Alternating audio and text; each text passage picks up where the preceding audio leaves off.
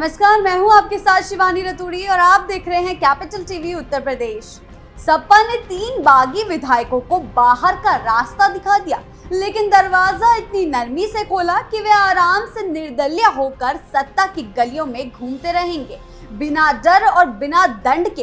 Party ने अनुशासन का डंडा उठाया जरूर, पर उसे हल्के हाथों से चलाया ताकि कहीं वो अपने ही नेताओं की विधायकी पर ना गिर पड़े।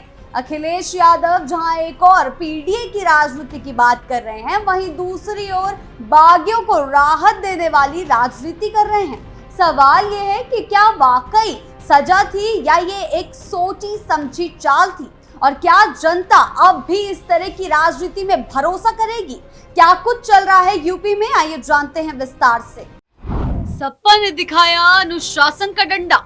समाजवादी पार्टी ने बीते सोमवार को उत्तर प्रदेश की राजनीति में हलचल पैदा करते हुए अपने 3 बागी विधायकों गोसाईगंज से विधायक अभय सिंह, गौरीगंज से विधायक राकेश प्रताप सिंह और ऊंचाहार से विधायक मनोज कुमार पांडे को पार्टी से निष्कासित कर दिया। पार्टी ने इस निर्णय के पीछे राज्यसभा चुनाव में इन विधायकों की क्रॉस वोटिंग और कथित पार्टी विरोधी गतिविधियों का हवाला दिया। इस घोषणा को सपा ने अपने आधिकारिक सोशल मीडिया प्लेटफॉर्म पर साझा करते हुए ये स्पष्ट संदेश देने की कोशिश की कि वह बागियों के प्रति सख्त रवैया अपनाने को तैयार है। लेकिन जब इस पूरी कार्रवाई को दल बदल कानून, विधानसभा की तकनीकी प्रक्रिया और राजनीतिक समीकरणों के संदर्भ में देखा जाए तो तस्वीर उतनी सरल नहीं रह जाती। उल्टा ऐसा प्रतीत होता है कि इस निष्कासन के जरिए इन बागी विधायकों को नुकसान के बजाय राहत ही मिली है। ये तीनों विधायक अब उस दल बदल कानून की जद में नहीं आएंगे जो आमतौर पर निर्वाचित प्रतिनिधियों को पार्टी बदलने या बगावती गतिविधियों के तहत कार्रवाई की जाती है। ये भारतीय राजनीति की विडंबना ही है कि जिस कानून को बागियों पर नकेल कसने के लिए बनाया गया था, वह आज कई बार उन्हीं के लिए एक सुरक्षा कवच बन गई है।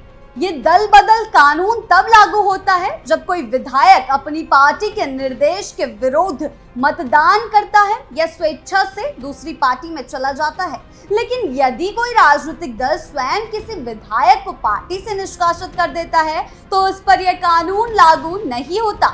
यही वह खामियां हैं जिनका लाभ सपा के इन 3 बागी विधायकों को मिल रहा है। पार्टी से निष्कासित किए जाने के बावजूद वे विधानसभा में अपनी सीट बनाए रख सकते हैं जब तक कि वे स्वयं इस्तीफा ना दें। इस लिहाज से देखें तो सपा की कार्रवाई महज प्रतीकात्मक बनकर रह गई है। ऐसे प्रतीकात्मकता जिसमें ना तो बागियों को कोई सजा मिली, ना ही पार्टी को कोई ठोस राजनीतिक लाभ। अगर हम राजनीतिक दृष्टिकोण से इस फैसले को देखें तो समाजवादी पार्टी की यह चाल एक सोची समझी रणनीति लगती है। इस निष्कासन से सपा ने एक तरफ पार्टी के अनुशासन का ढिंढोरा पीटा और अपने कोर वोट बैंक को यह संकेत दिया कि पार्टी बागियों के प्रति सख्त है, वहीं दूसरी तरफ विधायकों को दल बदल कानून से बाहर करके उन्हें आगामी चुनावों तक एक राजनीतिक जीवन रेखा भी थमा दी।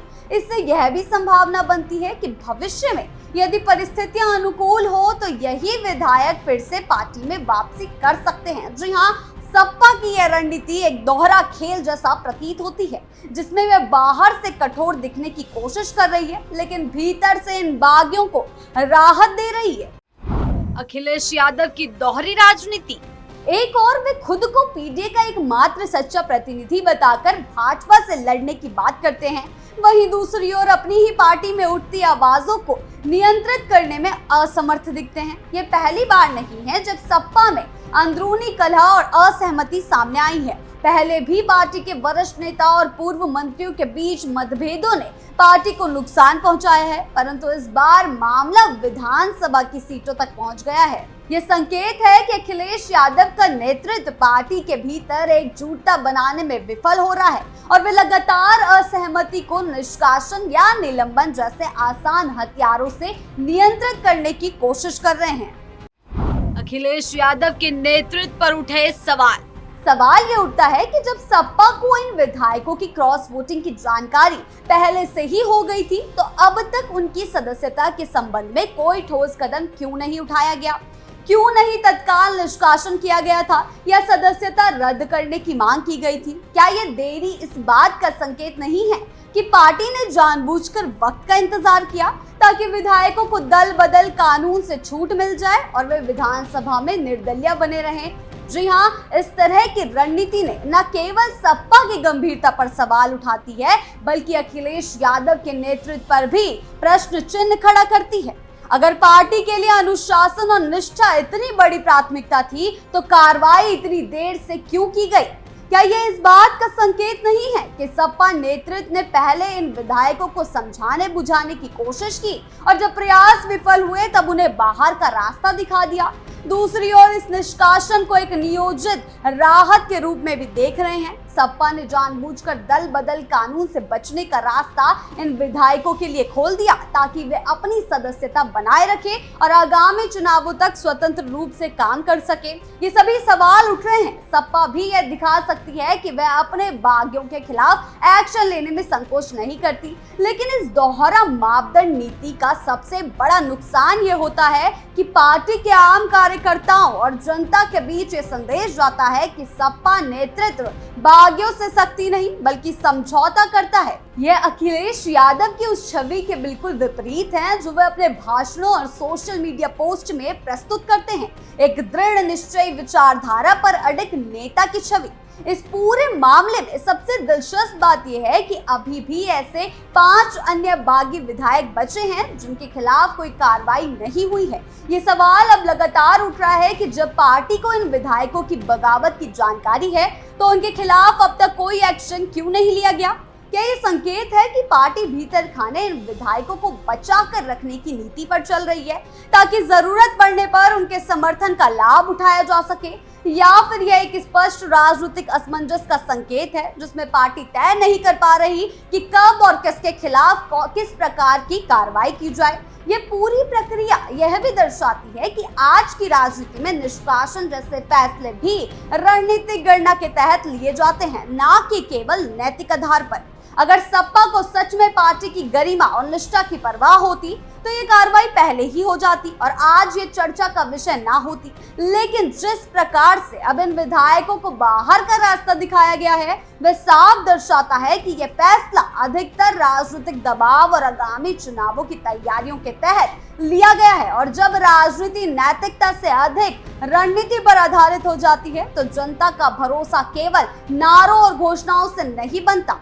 ये कहना गलत नहीं होगा कि अखिलेश यादव की ये कार्रवाई एक आधे अधूरे साहस का प्रतीक है। जहां उन्होंने बागियों को बाहर निकालने का नाटक किया वहीं उन्हें दल बदल कानून से बचाकर राजनीतिक जीवन भी सुरक्षित रखा।